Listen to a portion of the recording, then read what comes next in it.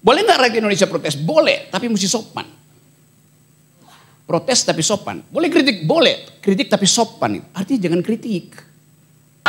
Enggak, karena kan seperti apa yang disampaikan oleh Bapak Rocky Gerung bahwa kebenaran itu kan banyak variabelnya dan kita kan di sini apa yang saya pikirkan belum tentu sama dengan apa yang beliau pikirkan.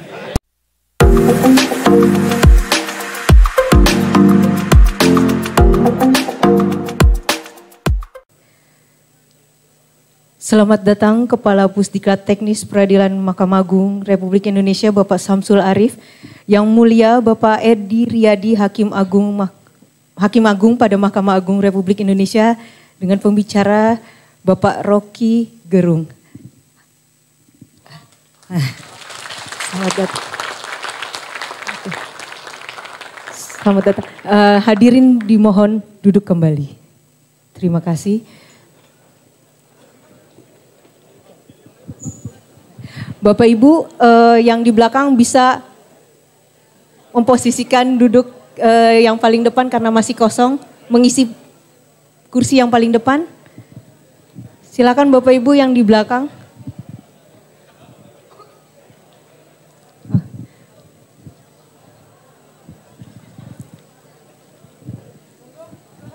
Silakan Bapak Ibu yang di belakang bisa maju ke depan untuk mengisi bangku yang kosong di depan. Baik Bapak Ibu, hadirin yang kami hormati, selama acara berlangsung dimohon untuk menonaktifkan handphone masing-masing dan dimohon untuk tertib. Nanti ada sesi tanya jawab menjawab. Untuk acara selanjutnya yaitu dialog cadas malam inspirasi pada pelatihan hakim berkelanjutan CGE 1, Hakim Peradilan Umum dan Peradilan Agama seluruh Indonesia, akan dipandu oleh Bapak Kapusdiklat Teknis Peradilan, yaitu Bapak Samsul Arif SH MH. Disilakan.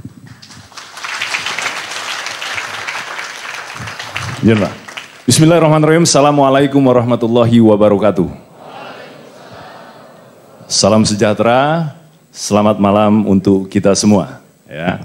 Salam cadas, cerdas, berintegritas. Ya. Teman-teman sekalian dan beberapa tentu mungkin ada yang mengikuti acara ini melalui live streaming, melalui YouTube yang sudah dibagikan linknya. Hari ini ya kita kehadiran pengajar tamu kita, Rocky Gerung. Ya. Saya tentu nggak mau menceritakan kurikulum vitae-nya ya, teman-teman masih bisa lihat sendiri, googling sendiri di situs pencari. Pasti ketemu banyak tentang beliau, pasti tentu banyak ketemu dengan video-videonya ya, ratusan, bahkan mungkin ribuan ya Bang ya. Tapi saya mau sedikit memberikan pengantar sebagai moderator ya, teman-teman sekalian untuk sekedar nanti pada akhirnya menjadi pengantar untuk mematik kawan-kawan terkait mengenai kritisisme ya. Teman-teman sekalian, ya, problem hakim kemarin, kalau saya mau tidak mengatakannya problem hakim hari ini, ya, karena kenapa saya bilang kemarin, ya karena mudah-mudahan hari ini bisa berubah, ya, karena manusia kan terus berubah mengikuti dinamika. Ya. Problem hakim kemarin itu dihadapkan pada tekanan-tekanan, apakah itu tekanan media massa?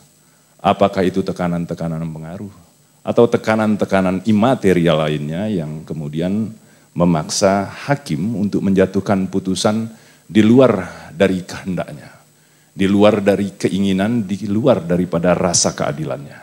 Sehingga kemudian hakim terjebak untuk memutus pada keinginan mayoritas. Ya.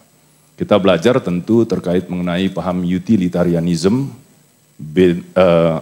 Bentham, ya, Jeremy Bentham, abad 17. Jadi kalau kawan-kawan memutus karena tekanan-tekanan itu, kalian kembali ke abad 17. Ya, kira-kira begitu ya. Takut karena dengan putusannya kalian terancam jiwanya. Takut karena putusannya kalian dilaporkan lalu kemudian dibuat pusing 7 keliling, diperiksa sana sini oleh Badan Pengawas Mahkamah Agung, oleh KAY dan oleh lainnya.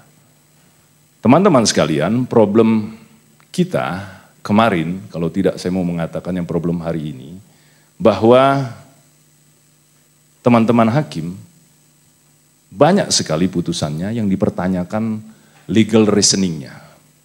Argumentasi hukumnya nggak kuat, akarnya tidak mencekram ke bawah, tidak memiliki literatur yang bisa dipakaikan rujukan, lalu kemudian tidak memiliki metodologi nalar berpikir yang kritis sehingga kemudian putusannya bisa diuji sebagai putusan yang kuat, ya putusan yang bernalar untuk itu. Sehingga kemudian apa? Putusan hakim dinilai menjadi musabab larinya investor ya ke luar negeri, sehingga putusan hakim dinilai menjadi bencana ya karena banyaknya muncul ya seolah-olah dikatakan begitu ya, kerusuhan atau keonaran atau ketidakpuasan lainnya. Problem hakim kemarin kalau tidak mau saya katakan hari ini ya, hakim kelihatannya sulit untuk membedakan bias dan gagap terkait mengenai pemahaman akan integritas. Ya, integritas dipahami oleh kawan-kawan hakim berat ya, karena pada satu sisi ada nilai-nilai kultural, ada local wisdom bahwa memberi itu adalah kemuliaan. Menolak kemuliaan adalah bentuk daripada ketidakhormatan atas kemuliaan itu. Ya. Lalu kemudian apakah salah terkait mengenai pengajaran integritas? Apakah salah terkait mengenai nilai-nilai yang sudah ditanamkan pada code of conduct, pada etik, pada moral? Ya. Apakah moral, kode etik itu diajarkan hanya untuk menghafal? Ya. Kalau tidak boleh bertemu dengan para pihak itu dia masuk pada butir berapa, pada pasal berapa code of conduct. Ya. Hari ini teman-teman akan mendengar nanti ya ceramah ya atau diskusi atau dialog terkait banyak hal, terkait mengenai nilai-nilai hukum, value, terkait mengenai prinsip-prinsip hukum, terkait mengenai nalar hukum sehingga kemudian terbentuk argumentasi hukum, yang itu pada akhirnya akan membentuk teman-teman bagaimana kemudian menghasilkan sebuah putusan yang bersandarkan pada kebenaran, keadilan, dan kemanfaatan. Mudah-mudahan 3 jam ke depan kita akan berdiskusi dengan ini dan beliau akan membongkar itu semua. Membongkar sejarah dari filosofi, teori-teori hukum, membongkar dari nilai-nilai filsafat dari ground norm yang selama ini kita sering sebutkan hukum itu. Bahkan beliau juga nanti akan tentu akan mengutip beberapa asas-asas hukum yang nggak pernah kita ketahui sebelumnya. Misalnya ya terkait mengenai bukan bukti kalau tidak 2 bukti ya, unus testis nullus testis ya. Nah, nanti kita akan mendengarkan beliau bahwa itu bersumber dari pembentukan kata sehingga kemudian nanti di situ juga akan ada pemahaman kita terkait mengenai aliran feminisme di situ. Bapak Ibu sekalian, sambut dengan gemuruh tepuk tangan yang meriah. Rocky Gerung.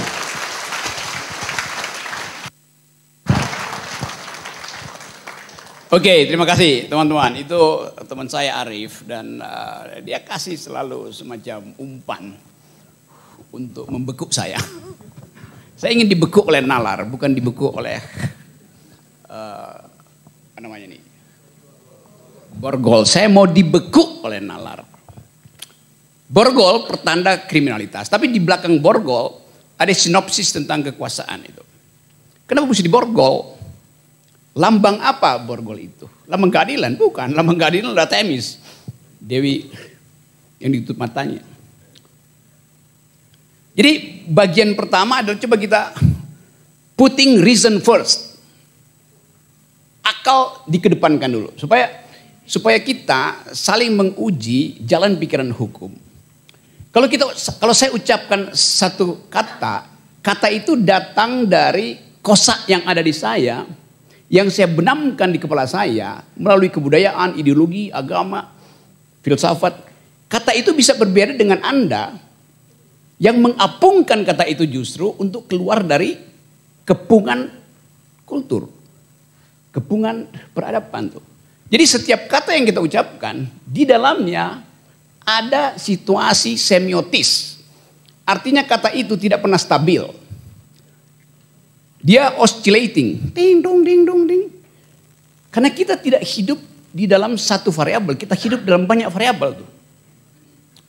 Yang namanya devil's advocate. Advocatus diaboli dalam bahasa Latin. Advocatus diaboli inilah yang mengganggu reason kita yang tadinya dikontrol oleh kebudayaan, oleh kurikulum yang Anda pelajari.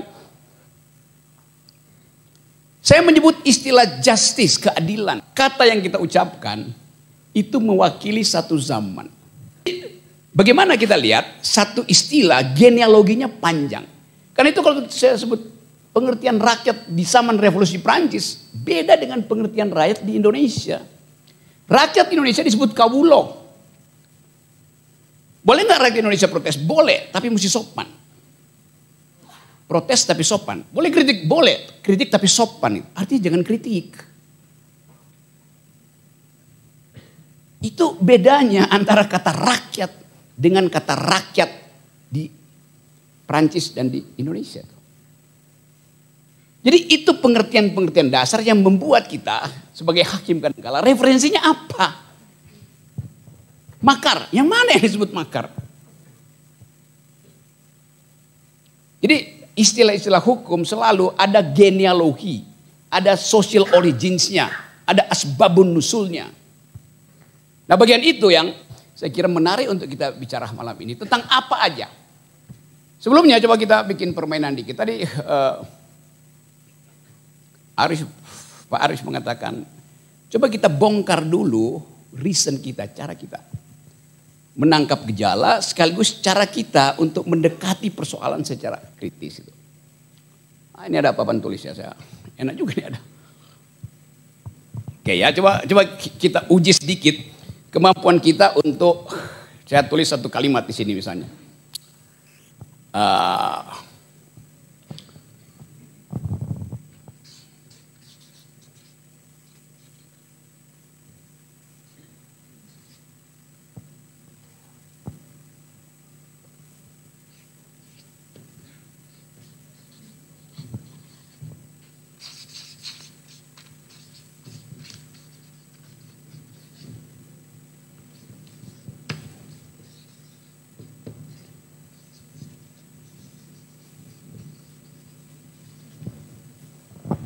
Ini kalimat.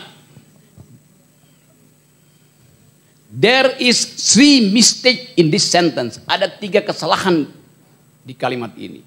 Kalimatnya bilang begitu. Semacam pengakuan dari seorang terdakwa. Dia bilang, saya buat 3 kesalahan. There is 3 mistake in this sentence.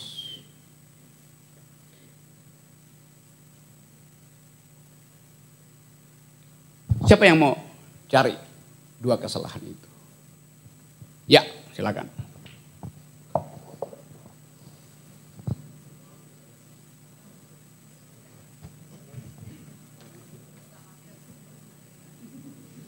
Nah, Pak. Mohon izin, Pak. Siap. Kesalahan pertama adalah pada... Stop. Yang izinin kamu siapa? Pak Arief yang izinin, saya nggak izinin. Padahal dia ngadap ke saya. Jadi Anda lihat bahwa reaksi dia pertama adalah pada komandannya itu. Padahal sementara ini komandannya saya. Jadi Anda lihat bagaimana mohon izin, lalu menunggu perintah, laksanakan. Gitu kira-kira. Oke, saya bercanda serius. Bercanda tapi serius. Ya, nama. Saya M. Burhanuddin Yusuf dari Pengadilan Negeri Marisa. Marisa Gorontalo, Bapak. Gorontalo. Siap. Gorontalo. Uti. Iya. Yes, ya Uti ya Pak ya. Baik, terima kasih Bapak. Kesalahan yang pertama yang saya temukan yaitu pada kata is. Seharusnya menggunakan are.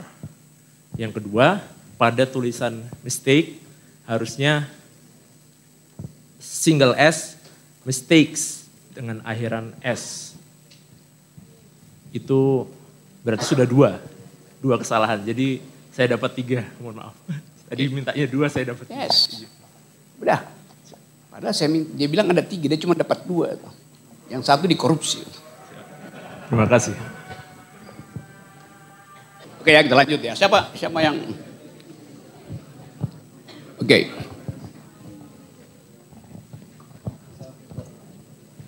Saya Vivaldi, Bung, dari Mahkamah Syariah Sukamakmur. Saya menemukan 3 kesalahan di sini, yaitu di mistake in sentence. Karena kesalahan itu dibuat ya karena kesalahan di dalam kata-kata itu. Jadi kalau nggak dianggap salah ya nggak salah. Karena dianggap mistake dalam kata-kata itu ya itu menjadi salah. Terima kasih. Ya dia cari akal supaya bisa ketemu yang ketiga itu. Itu namanya tautologi itu.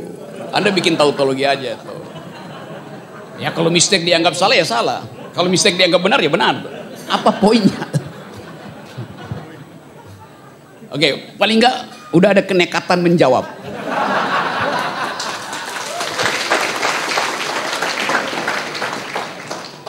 Dan dia menjawab dengan menatap saya sorotan tajam. Dia mau nakut-nakuti saya tuh. Benar. Dalam logika itu namanya fallacy ad verecundiam. Memanfaatkan otoritas untuk menutup mulut orang.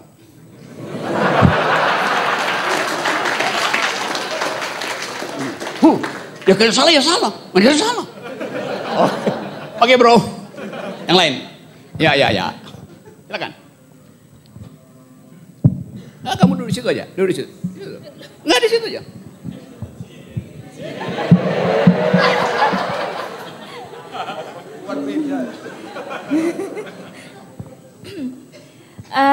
Yang salah itu di kalimat tree-nya Pak. Harusnya to.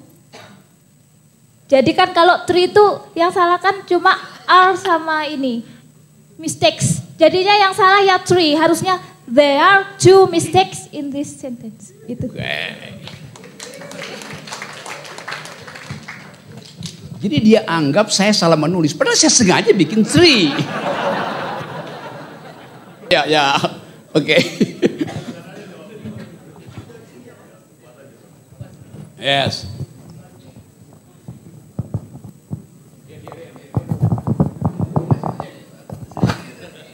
Baiklah. Bismillahirrahmanirrahim. Terima kasih atas kesempatannya. Nama saya Fatur Rahman, saya dari Pengadilan Negeri Baru. Kalau misalkan kita menggunakan kalimat itu sebagai rujukan, maka saya bisa menggunakan 2 interpretasi.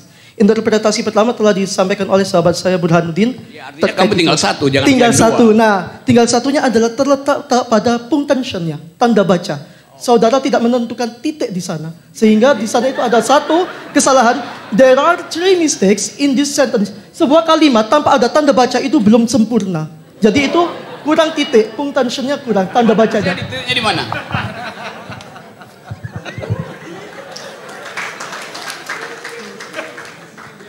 Kalau misalkan menggunakan tafsir. Ya silakan Pak, silakan. Oke. Baik, kalau misalkan kita menggunakan penafsiran tadi, maka kita bisa menemukan kan di sini. Izin saya tidak berani untuk menulis kesalahannya. Tahu saya juga salah. Nah, karena kan seperti apa yang disampaikan oleh Bapak Rocky Gerung bahwa kebenaran itu kan banyak variabelnya dan kita kan di sini apa yang saya pikirkan belum tentu sama dengan apa yang beliau pikirkan. Nah, jadi there are 3 mistakes. Jadi di sini isi ini salah memang. Kemudian mistake ini secara kalimatnya itu kan salah, harusnya kan misnya itu S-nya tinggal 1, S-nya diganti di sini mistakes. Tapi Bapak Rocky Gerung tadi itu cuma nulis sentence. Ini titiknya mana? Padahal dalam sebuah kalimat itu harus ada tanda baca. Misalkan kita bertanya, mau kemana? Ada tanda tanya. Jangan ke sana, ada tanda seru. Ayo ke sini, begitu. Jangan kemana-mana, tetap di sini, begitu. Atau saya dan Pak Rocky sedang makan di sini, gitu, titik, gitu. Nggak ada titiknya, begitu. Terima kasih, Bapak. Oke, kita salaman dulu. Oh, iya. Oke. Pak, saya dari tahun 2018 ngelihat Bapak dan... Ya, oke. Dia gugat saya bahwa saya tidak kasih full stop titik di situ. Coba kita cek di situ. Coba kamu ke depan lagi. Bentar ya, sebelah sini nih. Padahal saya taruh titik di tempat yang paling dekat dengan dia. Coba kamu angkat tangan kanan kamu. Tangan kiri. Mana tangan kanan, tangan kiri. Ini tangan kanan Bapak, ini tangan kiri. Ada apa? Angkat.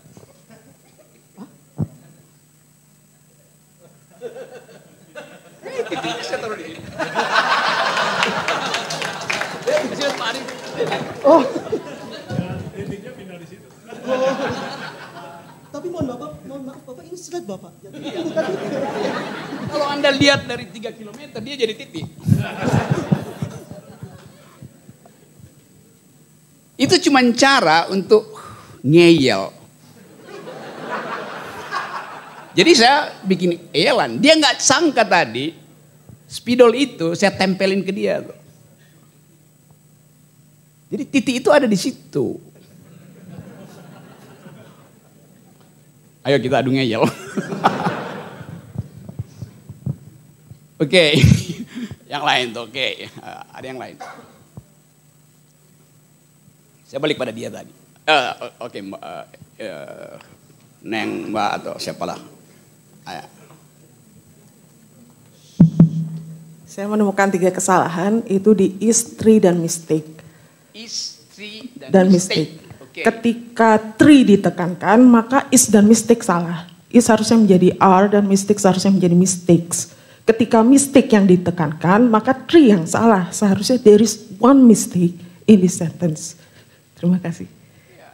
Dan saya nggak mau perbaiki karena memang tulisan saya begitu. Ngapain? Jadi dia mau tambahkan kesalahan di luar yang saya tulis. Pasal adalah pasal di dalam pasal, bukan pasal yang ditambahkan. Kan itu. Jadinya ini panjang kan, Pak Arief. Jadi kita share ya tentang the art of thinking and critical thought itu. Saya balik ke situ ya. There is 3 mistake in the sentence. Dia nemuin 2 tadi. Siapa? Dia nemuin 2. There is harusnya plural. Jadi there are 3. Oke, kita coret dulu tuh yang dia temukan tadi itu. Kesalahan pertama ada kesalahan grammar. Harusnya are. Kesalahan kedua adalah kesalahan spelling. Harusnya mistakes. Pindahin aja ke situ. Oke. Memang cuma itu kesalahannya. Jadi saya berbohong. Kesalahan yang Anda temukan karena Anda pakai mata. Anda bisa lihat kesalahan grammar is should be are. Mistake should be mistakes. Anda lihat itu dengan mata. Tidak Anda lihat dengan otak. Kalimat itu bilang ada 3 kesalahan. Di situ ternyata cuma 2. Kesalahan ketiga adalah kalimat itu sendiri bohong. Dia bilang ada 3 ternyata cuma 2. Kesalahan ketiga hanya bisa kita tangkap dengan nalar. Jadi kesalahan ketiga ada kesalahan di dalam diri pernyataannya sendiri. Dapat poin itu? Dia bilang ada 3, ternyata cuma 2. Kesalahannya adalah pada pengakuan dia. Yang nggak mungkin kita lihat di situ. Tapi nalar kita mengatakan, you bilang ada 3, ternyata cuma 2. Berarti yang 3 adalah you sendiri bikin kesalahan. Dapat nggak? Yes. Itu fungsi nalar. Jadi ada bagian yang kita lihat, ada bagian yang tidak kita lihat.